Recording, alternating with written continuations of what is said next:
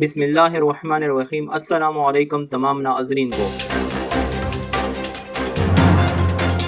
بھارتی اپوزیشن رہنماؤں کا کہنا ہے کہ مقبوضہ کشمیر کے حالات نارمل نہیں ہیں۔ وہاں کے لوگوں کی کہانی سن کر پتھروں سے بھی آنسو بہہ نکلے گے۔ تفصیلات میں جانے سے پہلے اور ہر خبر سے باخبر رہنے کے لیے اگر آپ لوگوں نے ابھی تک پاک رائز نیوز کے چینل کو سبسکرائب نہیں کیا ہے تو ابھی سبسکرائب کریں اور ساتھ ہی بیل کا آئیکن بھی دبائیں۔ مقبوضہ کشمیر جانے والے بھارتی اپوزیشن جماعتوں کے رہنماؤں کا کہنا ہے کہ مقبوضہ جموں و کشمیر کے حالات نارمل نہیں ہیں۔ وہاں کے لوگوں نے جو کہانیاں بیان کی ہیں وہ پتھروں کی آنکھوں میں بھی آنسو لے آئیں گی۔ بھارتی اپوزیشن جماعتوں کے وفد نے ہفتہ کے روز سری نگر کے دورے کا اعلان کر رکھا تھا۔ راہل گاندھی کی قیادت میں اپوزیشن جماعتوں کا وفد سری نگر پہنچا تو انہیں ایئرپورٹ سے ہی واپس نئی دہلی بھجوا دیا گیا تھا۔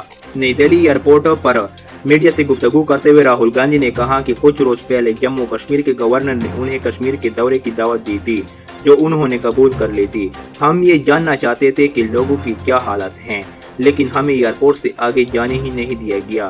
انہوں نے بتایا کہ ایئرپورٹ پر ان کے ساتھ جانے والے لوگوں اور میڈیا کے نمائندوں کو خوف زد میں کیا۔ آج ایک بات واضح ہو گئی کہ جموں و کشمیر کے حالات نارمل نہیں ہیں۔ لوک سبھا میں کانگریس لیڈر غلام نبی آزاد نے میڈیا کو بتایا کہ ان کے وفد کو سری نگر شہر میں داخلے کی اجازت نہیں دی گئی لیکن جموں و کشمیر کی صورتحال انتہائی خوفناک ہے۔